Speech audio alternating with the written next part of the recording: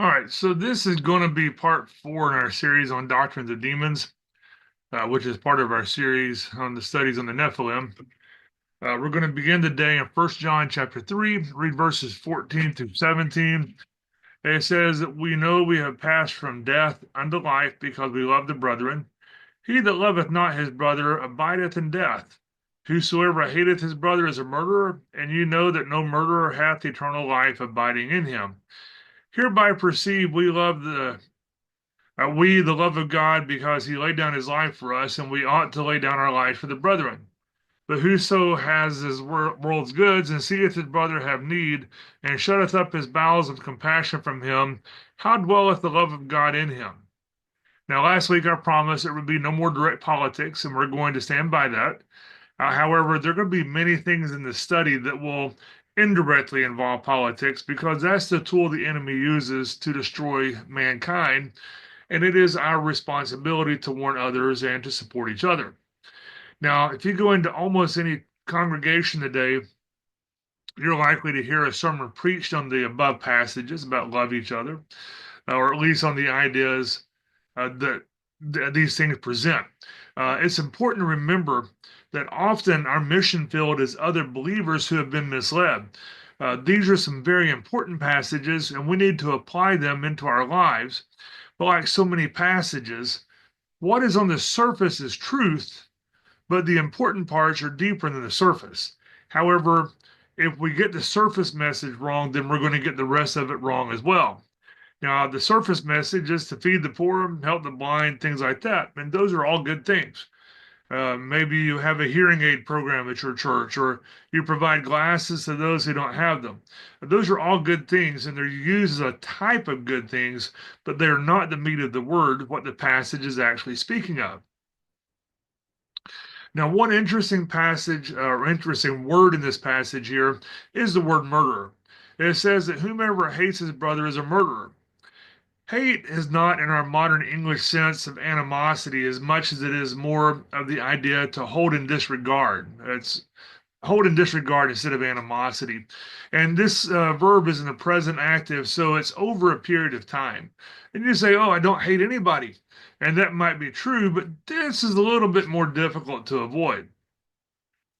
The one who does this is a murderer. And the murderer here is the word manslayer, and it's found in only one other time in the Bible, and that's in John 8:44, that says, you are of your father the devil, and the lust of your father you will do. He was a murderer from the beginning, and abode not in the truth, because there is no truth in him. When he speaketh a lie, he speaketh of his own, for he is a liar and the father of it. So if you are disregarding or if you're disfavoring the brethren, then you're a murderer just like your father, the devil. Now, this doesn't mean that you're no longer saved, you're no longer in the family of God, but the word father is refers to imitation and association, not substance.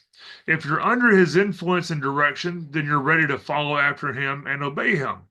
And that is not what someone in the family of God should be doing. But most of us in our earthly families, we have that one family member, sometimes more than one, who follow where they should not. Now, so many congregations teach about loving the brethren, but they fail to teach who the brethren are. They teach love, love, love instead of holy, holy, holy, and they teach that your brother is anyone in the human race.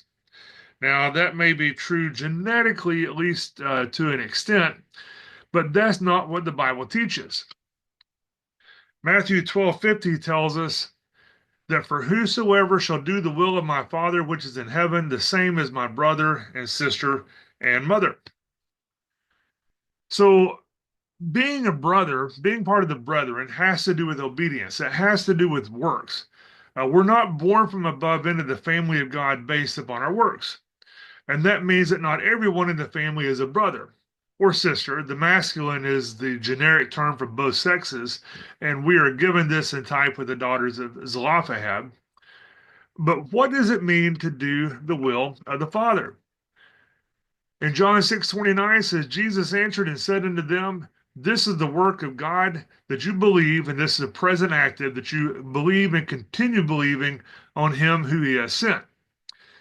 Now, when you see the word believe in the present active, what that means is that it's synonymous with the word faith. And as we looked at recently, faith is a noun, it's a lifestyle, it's not just simply a mental assent. But simply put, faith is belief that's put into action. Now, we know that you're saved by belief in Acts 16:31, where it says, believe on the Lord Jesus and you will be saved. It's an event. But after that, you are supposed to live by faith, which means you work. You do not work to get saved, to stay saved, or to prove that you're saved in the spiritual sense. You're born from above by belief, and that's final. But you should be faithful, and you are promised great reward if you are faithful. Now, when you're in the world here, not everybody is an evangelist. Some people teach that we're all evangelists. Well, we're not.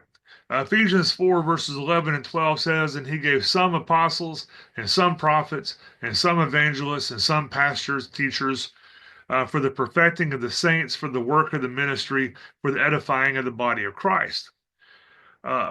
Some congregations teach that we're all supposed to evangelize, to bring the unsaved into the church. That's incorrect. Some are to do that. And if that is what you have been called to do, then you better do it or else. If God says you need to go out and knock on doors, you need to go out and preach in the street, whatever, go do it. But if you force yourself to do good works that you're not called to do, then you are practicing lawlessness. However, we are called to witness to others, especially with the way that we live our lives. Now, that doesn't mean that you need to go to work tomorrow and get fired for running your mouth, even if you are speaking the truth. But you can do little things. Like one example that I know of, there was a man that when they came around putting little pride flags on everybody's desks, and he refused that. Then he was told that he had to. Well, he stood his ground and they dropped it because that was not something the company could demand. He could have crossed a line that would have benefited no one. He could have been fired, but he didn't cross that line. You have to use discernment in whatever you do. Now, what are those little things? Well, we're going to look at a big thing that gives us a valuable lesson in life on little things. We're going to look at the book of Jonah tonight.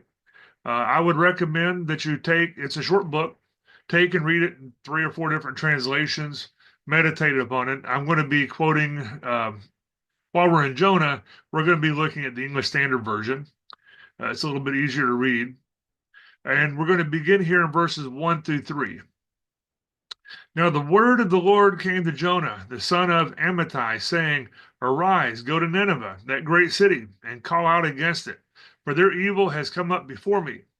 But Jonah rose to flee to Tarshish from the presence of the Lord. He went down to Joppa and found the ship going to Tarshish. So he paid the fare and went on board to go with them to Tarshish away from the presence of the Lord. Now, Nineveh was a great city, and this city was founded by Nimrod. Now, this fact in itself does imply some questionable roots in the city, but they're still a spiritual people. In the modern world, it's the city of Mosul in northern Iraq on the banks of the Tigris River. It was the capital of the Assyrian Empire, and at one time it was the largest city in the world. Now, it's still a part of Mosul today as part of the city, but it is called the Nineveh Governorate. It's kind of like a county, I guess, there, but it's still called Nineveh today. Now, the name comes from the goddess Inanna, whom we saw earlier. So, this was a big deal that God was telling Jonah to go to this place. Now, why was Jonah the one who was called to go? We know almost nothing about him. He seems to be an ordinary person with no biography listed, so he's a good substitute for anyone and everyone. He's you. This ordinary person was called to give meaning and bring cultural revival to this city.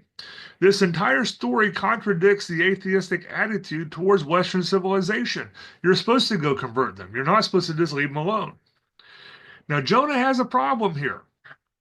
He's called to do something that he really does not want to do. In your life, problems give you meaning. That's part of life. And the thing about problems is that they're like sins. They're different for everyone. We all have problems, but they're not usually the same problems. Problems will bother different people at different levels, but your problems are yours. Now, our modern culture says that you're a victim if you have problems, but in most cases, you're not a victim. And even if you are a victim of something, you're not simply a victim. Most people don't volunteer for problems, but what we are called to do is to face our problems. Matthew 10:28. And fear not them which kill the body, but are not able to kill the soul, but rather fear him which is able to destroy both soul and body in hell. Now, when we're told to fear not, it doesn't mean that we're not to be concerned at all about something, but to be able to face it faithfully. Anyone who is completely blind to fear is probably a psychopath, but we are to face our fears through faith. Now, when you have problems, you can choose to either be a victim or you can face your problems. And your decision is going to define you and your calling. And that's what happened to Jonah. God said, Jonah, I want you to go have a chat with Nineveh and especially the king. Now I know that they're your enemies and you have no regard for them, which is back to our word hate. But I'm pretty upset with them because they've strayed and I may just have to destroy them. Now, Jonah probably thought that sounded like a pretty good idea. It'd make him happy.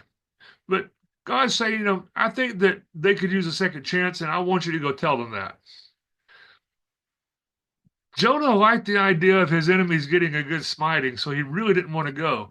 And besides, it might make Israel look a little bit better if one of her enemies were just wiped off the map. Also, there's 150,000 people there, and Jonah is saying, I'm an outsider who doesn't speak their language so well. This sounds like a bad idea. So when God called, Jonah ran. Do we do that today? Most of us do. We should have compassion for Jonah because he wanted to do something easier, just like we do. It's just human nature on that. If going to a place as far away from home as possible is easier, then the task that he was given by God must have seemed a pretty daunting task. When he ran, he went to Spain, which was at the edge of the known world at that time, and disappearing there seemed easier to him than going to speak words of grace to his enemies.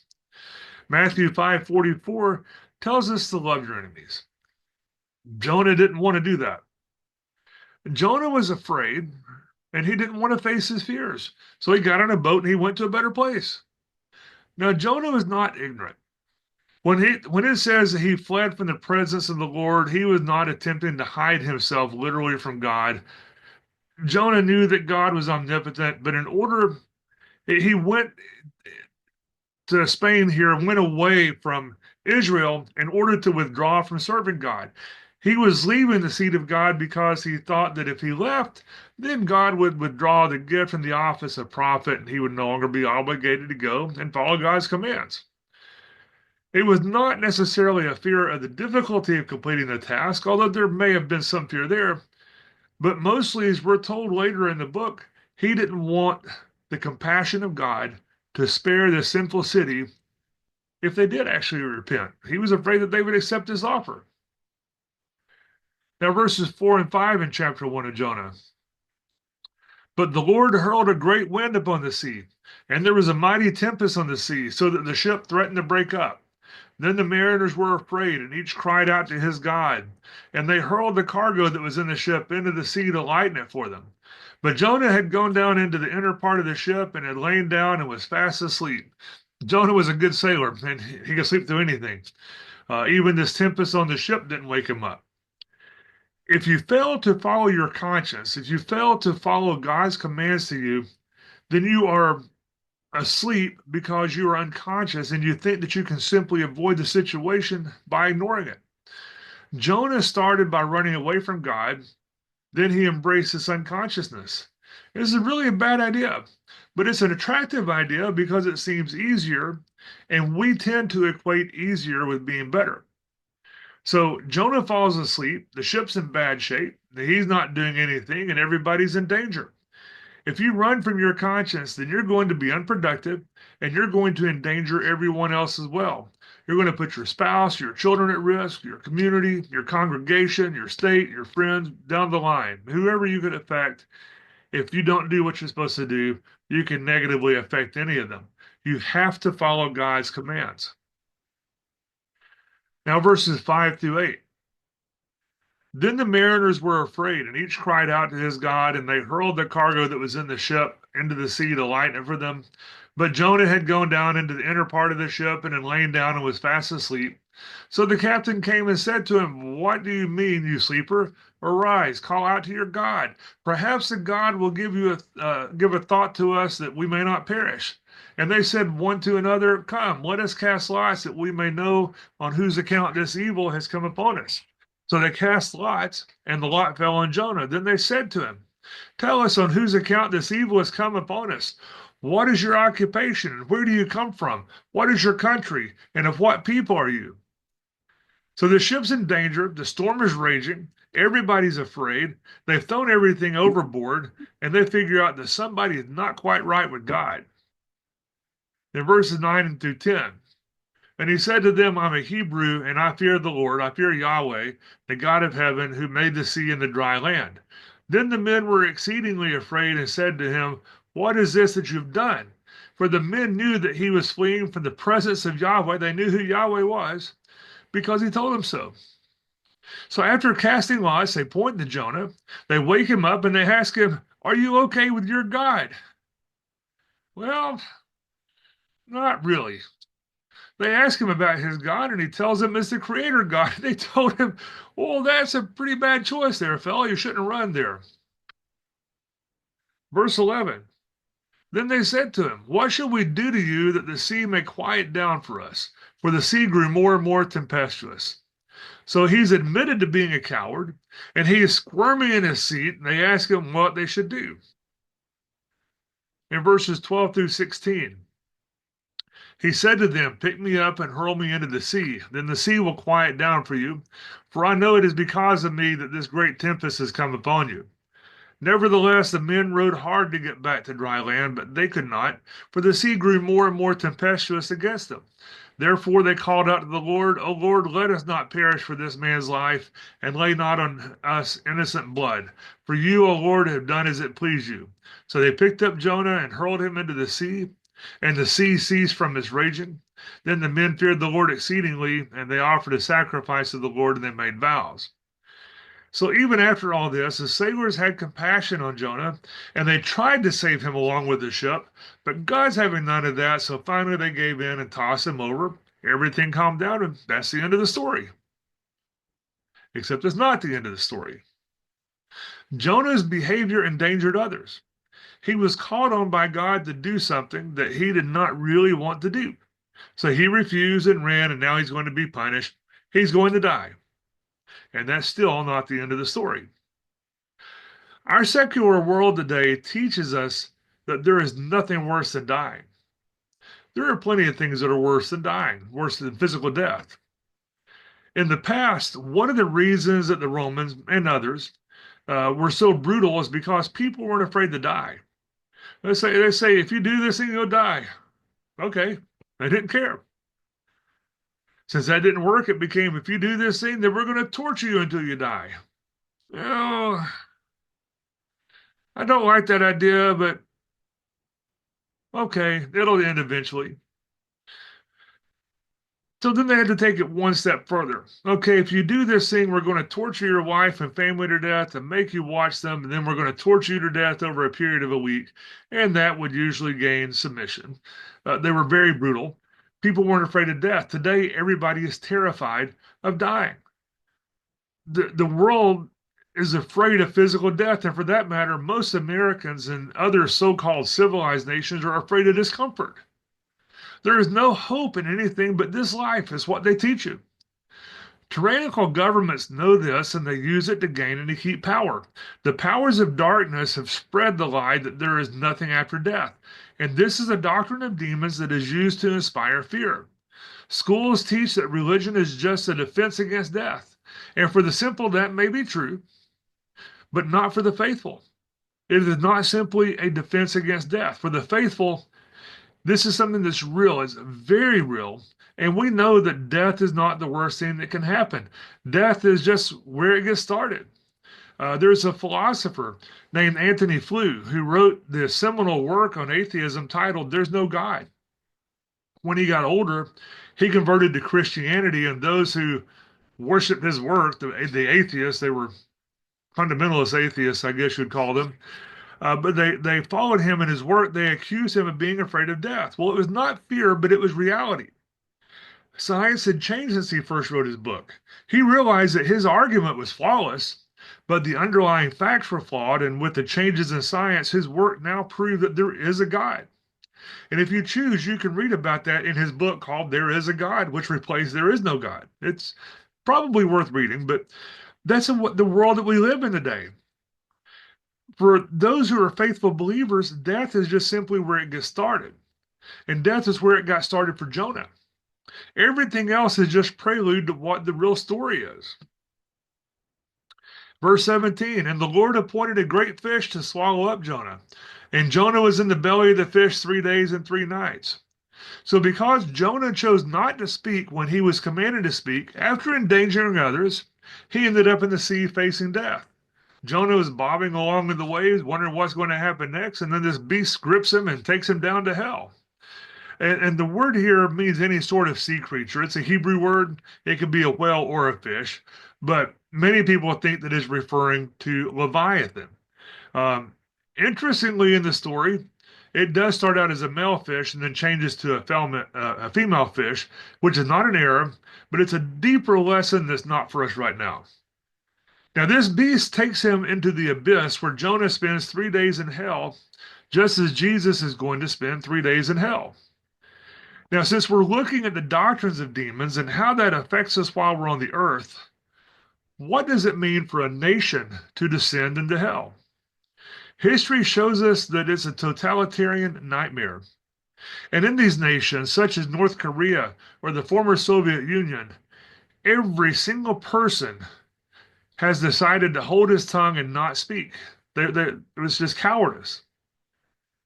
And then things eventually end up so bad that they pray that they could just die instead of being a citizen. But if they commit suicide, then they know that their family's going to suffer. So they're even afraid to do that. If you hold your tongue, you not only imperil the state, but you will condemn yourself and everyone you love to the darkest places. If you study history, you know that totalitarian states, there is no difference between lies and truth. In North Korea, they deified their former leader. And if you fail to cite his words as prayers every day and worship him as God, you're going to be publicly executed. They use fear, they use your cowardice, and that enables them to achieve power, and it destroys life by the millions. It destroys physical lives, but it also destroys people spiritually. And you say, preacher, how can totalitarian state be like hell? Because people have a burden and a responsibility that requires them to speak from the spiritual sources within them, and they refuse to talk. Jesus was politically active when he walked the earth, and we're expected to be as well because we have dual citizenship. We must speak up and save lives as well as spirits and souls. And I'm not saying that we literally save spirits and souls and lives, but our words and actions as directed by God presents this opportunity for them. But Jonah spent 3 days in hell. We know that Jonah is fundamentally a godly man who failed. We all failed. Being a godly man, he repented. That God, I made a mistake and I'm sorry, and I will do whatever you requested in spite of the danger. The threat is very real. Sometimes the threat makes people bolder to proclaim the truth than when there is little or no danger. It's not simply overcoming fear. You must know what you need to fear. You need to fear God. You need to fear failing. You need to fear losing your ability to speak. We have examples of what happens when people lose their voice. As Frederick Douglass said, suppressing free speech is a double wrong. It violates the rights of the hearer as well as those of the speaker. Now, in chapter 2 of Jonah, we're going to read verses 1 through 10. Then Jonah prayed to the Lord, his God, from the belly of the fish, saying, I called out to the Lord out of my distress, and he answered me. Out of the belly of Sheol I cried, and you heard my voice. For you cast me into the deep, into the heart of the seas, and the flood surrounded me. All your waves and your billows passed over me. Then I said, I am driven away from your sight, yet I shall again look upon your holy temple. The waters closed in over me to take my life. The deep surrounded me. Weeds were wrapped about my head at the roots of the mountains. I went down to the land whose bars closed upon me forever. Yet you brought up my life from the pit, O Lord my God. When my life was fading away, I remembered the Lord, and my prayer came to you into your holy temple. Those who pay regard to vain idols forsake their hope of steadfast love, but I, with the voice of thanksgiving, will sacrifice to you. What I have vowed, I will pay. Salvation belongs to the Lord. And the Lord spoke to the fish, and it vomited Jonah out upon the dry land. So Jonah's in hell, he repents, and then the beast, the Leviathan, spits him out on the shore. And in chapter 3, verses 1 through 3, then the word of the Lord came to Jonah the second time, saying, Arise, go to Nineveh, that great city, and call out against it the message that I tell you. So Jonah arose and went to Nineveh, according to the word of the Lord. Now Nineveh was an exceedingly great city, 3 days' journey in breadth. Taking 3 days to walk all the way across this city. This time, when God spoke, Jonah listened. And when he gets there, he at least acts as if he loves them. And we can do the same thing. If you act like you love someone, usually you're going to end up actually loving that person, even if you don't start out loving them that way.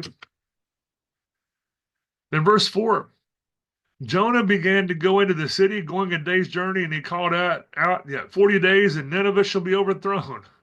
He said, Y'all have 40 days, and then you're going to get what's coming to you. And he probably said that with a little bit of glee in his voice, because he's there finally telling them to repent. He doesn't think they're going to. Hey, they're going to get it. Probably happy about that. Then verses 5 through 10. And the people of Nineveh believed God.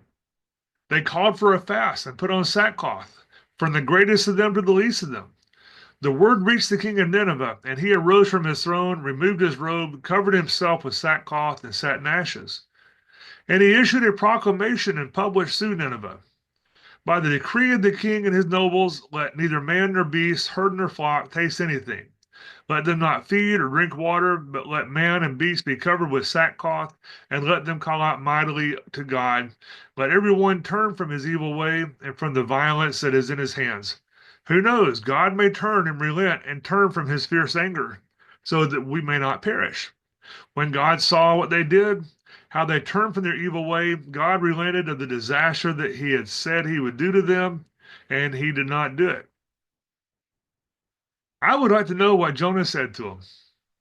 It seems as if he gave them one sermon and they all repented. And I've seen a few street preachers like that, but most street preachers seem to drive people away. And perhaps that's because most people are preaching in the street, that's not their calling, but they've been told that that's what everybody's supposed to do. And if you do go out street preaching, don't climb up on cars and walk around and preach. I saw somebody do that one time. If you climb up and walk on my car, my Christian love's going to be a little bit short that day. But go out there and act like a decent person and then preach. If that's your calling, just do it. But whatever Jonah said here, the people listened. They returned to the way that they're supposed to be, and the city is left safe. And although we do know that historically they fell again just a few years later, I think about 130 years later, what we're speaking to people, the repentance, is not a one-time battle. It's a constant battle. It's a constant battle with ourselves. So this is the end of the story, right? Nope, still not the end of the story. Jonah is not too happy about this. It seems as if he had been hoping they would not listen, and when they did, it upset him. Chapter 4, verses 1 through 11. But it displeased Jonah exceedingly, and he was angry. And he prayed to the Lord and said, O Lord, is not this what I said when I was yet in my country? That is why I made haste to flee to Tarshish, for I knew that you are a gracious God and merciful, slow to anger, and abounding in steadfast love, and relenting from disaster. Therefore now, O Lord, please take my life from me, for it is better for me to die than to live. And the Lord said, Do you do well to be angry? So Jonah went out of the city and sat to the east of the city and made a booth for himself there. He sat under it in the shade till he should see what would become of the city. Now the Lord God appointed a plant and made it come up over Jonah, that it might be a shade over his head, to save him from his discomfort. So Jonah was exceedingly glad because of the plant. But when dawn came up the next day, God appointed a worm that attacked the plant so that it withered. When the sun rose, God appointed a scorching east wind, and the sun beat down on the head of Jonah so that he was faint. And he asked that he might die and said, "It is better for me to die than to live." But God said to Jonah, "Do you do well to be angry for the plant?" And he said, "Yes, I do well to be angry, angry enough to die." And the Lord said, "You pity the plant for which you did not labor, nor did you make it grow, which came into being in a night and perished in a night. And should I not pity Nineveh, that great city, in which there are more than 120,000 people who do not know their right hand from their left, and also much cattle?" That does finish the story. This story is an example of what God gives us for responsible citizenship. When people hold their tongues, bad things happen. What did it mean in Germany when people held their tongues? 7 million people died. Most of those people were good people who simply didn't speak up. The Nazi Party only has support of between 7 and 10% of the population, but nobody spoke up. How about the former Soviet Union? 110 million people died. Most of those people were good people. And if you read Alexander Solzhenitsyn, they were expecting America to free them from the communists, and we never showed up. What does it mean to be quiet here in the U.S., to hold your tongue here in the United States? How many children have died? How about Japan, Haiti, Malaysia? If you have something that you need to say and you don't say it, you imperil yourself, you imperil your family, your nation, you imperil the world, you imperil the church, you imperil Bob down the street who needs to hear that he's on the wrong path, you imperil your Aunt Sally who's in a cult. Some people are evangelists who are to go out into an unsaved world, but others are to preach within the church to those who are on the wrong path. You are made in the image of God. And as such, you have certain responsibilities, and those responsibilities are very real. In the world, you're prohibited from starting conversations about certain things, such as energy. From what I hear in Germany, it is against the law for you to start a conversation about energy unless you toe the government line. Here in America, you can't talk about transgenderism. You can't talk about anything to do with the LGBTQ plus movement. Poverty, you have to toe the official government line or you're going to be in trouble. Anything else. If you start conversations about these things and it doesn't go along with what they say, you're going to be shouted down and you may have your life destroyed by the powers of darkness. But it needs to happen. But there's a cost. There is always a cost. There's a cost for silence and there's a cost for speaking. Being quiet will not prevent you from suffering, but suffering might be delayed. You can give up liberty for peace, but once liberty is gone, there's no peace. Punishments that are deferred are usually worse. Back to Matthew 10:28 again, and do not fear those who kill the body but cannot kill the soul. Rather fear him who can destroy both soul and body in hell. You can't say what is true without getting into trouble in the world. The world hates the truth.